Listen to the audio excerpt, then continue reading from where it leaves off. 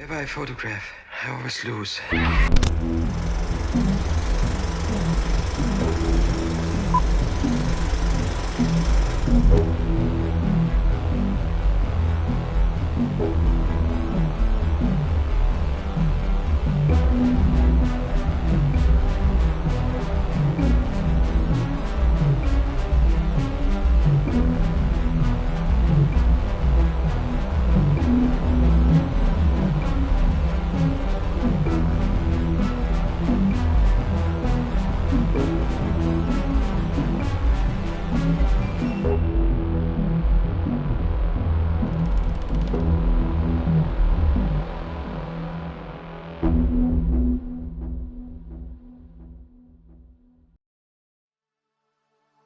This is not reality. It's a set. It's a painting. It's filled with elaborate light that shapes the shadows and pulls out the expression of the image. Is this Dr. Caligari? Nosferatu? German Expressionism? No. This is London sometime. A man walks out from the shadows. He's recording through a camera. The film shows the film which is being made. A prostitute on a corner. They go upstairs. There are two layers of reality, two films coexisting at once. The prostitute begins to strip, but the cameraman has another idea. Murder. He films her face as she dies. Then he watches it back in a dark room, on a projector, experiencing the film we are watching at the same time. Experiencing the murder vicariously. A voyeur, looking in on what shouldn't be watched. A scopophile. A Peeping Tom. To understand Peeping Tom in its entirety, and more importantly to understand it in its lens of this series, we have to look first at the history of the Archers, of Michael Powell, and the film's production. For those unfamiliar with the directing duo, Emmerich Pressburger and Michael Powell, they were known as the Archers and were a predominant force in British cinema. It's hard to break up credit exactly, as it is with brother directors such as the Safdie or Coen brothers, but it's generally agreed upon that Powell did most of the directing, while Pressburger did most of the rest, including writing and producing the films. They began working together at the start of World War II, originally in lesser respects, hardly knowing each other, working temp jobs here and there, and eventually ended up making entire films together as a duo. These early films included The Black Spy, Contraband, and The 49th Parallel. As the war machine kicked in, and no different from the previously mentioned titles, the only movies being made in Britain were blatant propaganda features. Which is not to say they didn't have merit, simply that they needed to have a certain ideological perspective, and present the strength of the British, as well as the traditional British values, mainly in military and in contrast to Germany. It was during this time, the start of the official Archers label, that the two of them would produce some of their most well-known features, including The Life and Death of Colonel Blimp, Canterbury Tales, A Matter of Life and Death, and I Know Where I'm Going. Eventually, with the war dying down, the film industry everywhere began to change, took a turn for the more artistic and introspective, and the Archers quickly moved with it, producing other films like The Red Shoes, Black Narcissus, and Tale of Hoffmann. Sadly though, these would mark the last great successes artistically of the pair, and they would go their separate ways in 1957, choosing instead to pursue individual interests. To say the Archers were influential would be a ridiculous understatement. In the 2 decades where they produced films, they remained one of the staples of British cinema, and would create some of the most memorable films of all time, perhaps notably the visually stunning Red Shoes. Directors and filmmakers all over across time have praised the Archers, including Martin Scorsese, Ford Coppola, and a lot of others who personally owe a lot, in my opinion, to the style of film they began to produce in the post-war era. But that was 1957. Michael Powell didn't die until 1990, over 30 years later. What happened for the rest of his life, the rest of his career? Well, that brings us back to 1960, and the controversial, bizarre, and in many ways truly innovative Peeping Tom.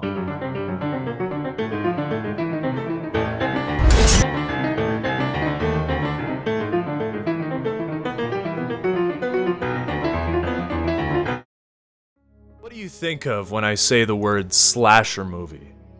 Probably an image of the icons, Michael Myers, Freddy Krueger, Jason Voorhees, or some other mindless lunatic slashing up horny teenagers in the woods, shot on low budget, low quality 8mm film with plenty of blood effects, maybe Tom Savini one. What do you think when I ask you to pinpoint the origin of that genre? Perhaps your mind goes back to 1978's Halloween. That's only natural. The success of Halloween is what propelled the explosion of similar films across the 1980s and even into the 90s and further on. Maybe you trace it back a little farther, to 1974, and point at the Texas Chainsaw Massacre or Black Christmas. Sure, the former is horrific and impactful, but it hardly has the stylings of a traditional slasher. In fact, there's barely any tangible violence, only the after effects. And the latter is a good pick. It introduces the pathological obsessed killer and sets it in a sorority house, a perhaps archetype for the entire genre. If you're really trying, digging back in all your cinematic knowledge, maybe you think all the way back to 1960's Psycho, which released in mid-June of that year and blew up the horror genre with so many new touchstones, it's hard to name them all. But Psycho is maybe not as innovative as you think. Like Citizen Kane, it's more of a synthesis of elements that already existed into a final, hyper-polished product. The female protagonist killed off halfway, and a switch to a set of characters investigating her death would be done in the exact same year in The City of the Dead. And of course, the entire idea of following a psycho killer, though less true in the film of that name, was already portrayed in a film released in April of that year. That film, the first true slasher, perhaps, is Peeping Tom. The script for Peeping Tom was written by Leo Marks, mostly a playwright, who had come up with a Hitchcockian idea to explore the experience of a murderer and his psychology. Mainly how a subconscious preoccupation with sexual frustration and the trauma of childhood fear drove him to murder. The script eventually made its way to Powell, who hadn't done too much since the break of the Archers, and he immediately began putting together a visual vision for the film. Like most of the Archer productions, Peeping Tom is memorable for its color and inventive visuals. It uses the actual view from a consumer-grade camera, playing a handful of first-person sequences. It has garish colors and lighting on sets that are intentionally fake to make the whole thing feel more filmic. And of course, it has a handful of powerful, long takes held at a distance and clever moves in the camera to reveal elements of the plot. Now, this is 1960. Imagine the reaction Psycho got upon its release. Now, double that. That's what Peeping Tom was. Peeping Tom was one of, if not the first British film to feature full frontal nudity. The film has themes of extreme repressed sexuality and violence. It features gruesome deaths seen up close from the perspective of the murderer. The actual murderer, like Norman Bates, Mark Lewis, is a sympathetic character who is a victim of different traumas which have caused his psyche to behave in unnatural ways. And the film ends with a suicide, featuring a fair amount of fake blood for the era. If you'll remember back to the Heaven's Gate video, this was still the time of the Hays Code. And though this was a British film and not subject to the exact same agreement, there was still a cultural stigma and opinion held against such negative elements. At its release, it was banned in a handful of countries, some of which didn't even raise the ban until the 1980s. Needless to say, the critical outcry damaged the reputation of the once upstanding and wholly British director, painting him instead as a kind of pervert who shouldn't be allowed to make movies. And though Powell would go on to direct 4 or 5, depending how you count, more films through the 1960s and 70s, he would never again get the attention or money or acclaim he had once had, essentially falling into obscurity, and he would have likely remained there if it hadn't been through the efforts of filmmakers like Martin Scorsese drawing attention to and reappraising his works, especially Peeping Tom. So that is the backstory, the tragic truth of Michael Powell. What about the film itself, though? What is Peeping Tom? As mentioned in the beginning, it's a perfect entry into the Hitchcockian style of voyeurism. Both in title and content, it is about scopophilia, Peeping Tom syndrome. And much like Hitchcock's own entries into the genre, it works best because it puts the audience in a very similar situation. Like Rear Window, Peeping Tom operates by placing the audience in the eyes of Mark, sometimes literally through the camera lens, much like how they did with Jimmy Stewart in Rear Window. In this way, it works as a kind of meta-commentary on film, drawing our attention to our own relationship with voyeurism, as we observe violence and sexuality vicariously through images on a screen. Like a lot of slasher films to come, it would draw comparisons between sex and violence, and how the interplay of societal morals shape the way violence emerges. In the case of Peeping Tom, it explores how a repressed sexual desire, paired with the trauma of an abusive childhood, can manifest in violent pathology, specifically targeted to women. You can think of this as a proto-modern incel. That so much rejection, maybe not in the physical sense for Mark, but a kind of rejection by the self of sexual feelings, has caused an internalized misogyny within him that makes him think that women need to be his targets, or rather, they're the best cause for his sexual frustration to be vented.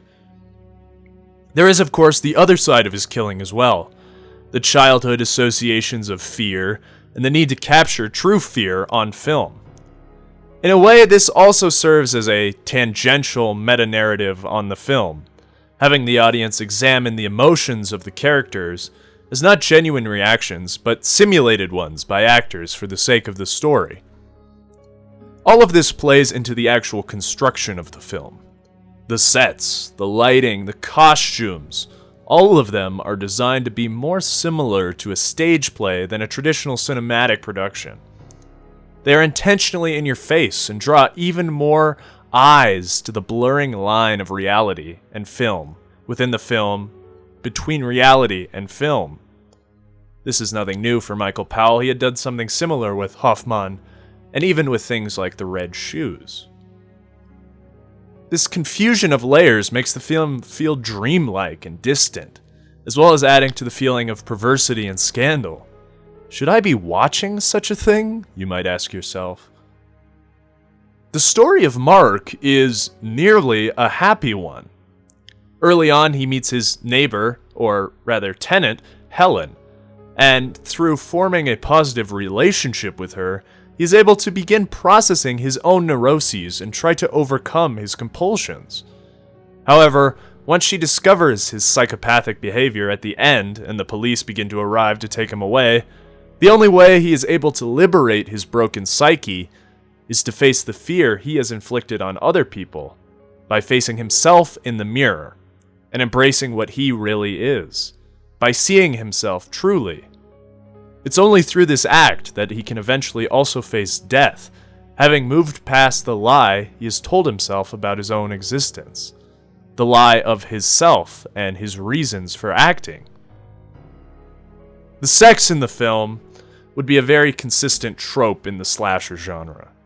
Much like its companion Psycho, Mark in Peeping Tom is triggered to violence by a sexual urge. We see him slip deeper into a psychotic state every time there's an expression of sexuality on screen. People kissing in the park, a nude model posing for him, or his own feeling coming to the surface. Alongside Norman Bates's mother complex, it's clear how an idea went on to inspire the killers of Billy from Black Christmas and Michael Myers from Halloween, both internalizing the connection between sex and violence, made all the more clear by later writers and contributors such as J.G. Ballard. And it makes sense as well. In many ways, it's possible such a genre arose out of necessity of escaping sexual norms through violent means of representation. The killers are almost always male. They wield phallic devices like knives, or in the case of Mark, a sharpened tripod, and penetrate female victims with these instruments. The connection between sex and violence is not only the Freudian connection of an underlying subconscious preoccupation with both, but a metaphorical similarity between the two acts, made all the more literal by a neurotic mind. There is, of course, also a connection in the sight we are presented in Peeping Tom.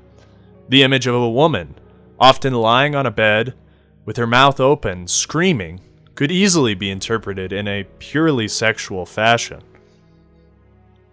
Why then is this not seen as the first slasher? Well, historically, it's because of the negative representation it got upon release and the buried status it eventually accumulated because of that. But since its unearthing in the 80s and later with the restoration that happened only last year, it's still not seen as the first slasher, maybe proto-slasher at best. For me, it's a matter of style that it doesn't get this title. Despite at the time being extreme to the point of burying Michael Powell entirely, the film still feels, in a lot of ways, like a relic of the 60s or even late 50s era. It has the same kind of style of a Hitchcock thriller, where the focus is on character, on psychology, like that of the obsessed Scotty in Vertigo, on the plot, and eventually on the police trying to catch the killer. It has the look of thrillers of the time, of a Point Blank, or Wait Until Dark, even of a Bonnie and Clyde.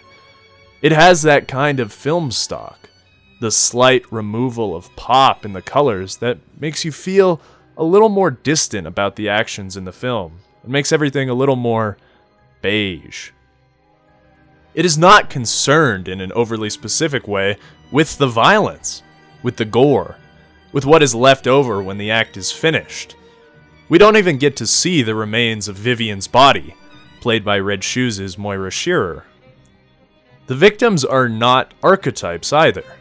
Not teens found kissing in the woods, who had little development as much as they needed before they were killed off, and were used as fodder for the killer's exploits. They were real people, not just victims.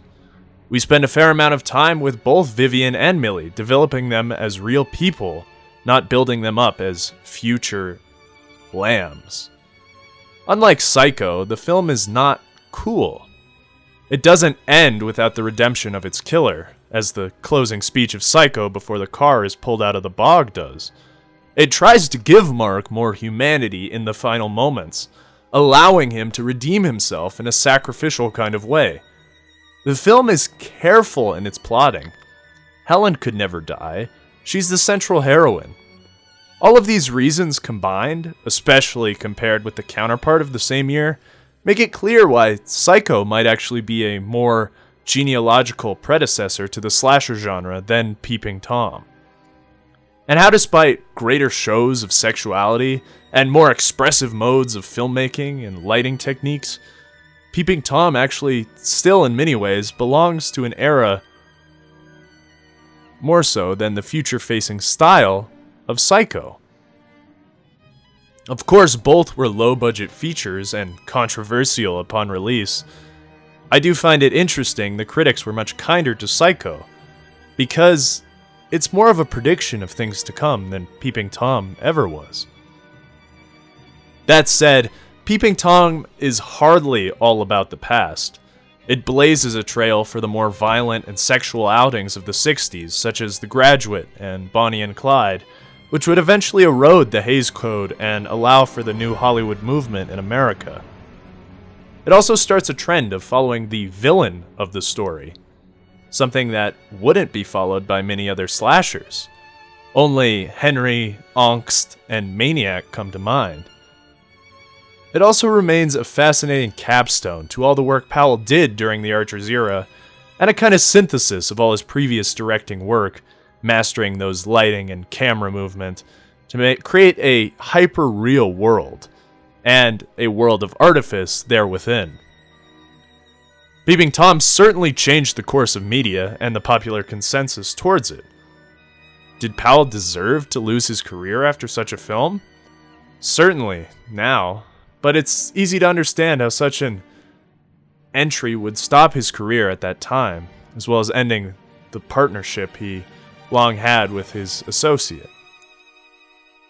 So give Peeping Tom a watch. Is it a proto-slasher? The first slasher? Is it ahead of its time? Behind? Is it an enjoyable film, or is it more of a relic of the past that should never have drawn as much controversy as it did? Who's to say? That's up to you to decide.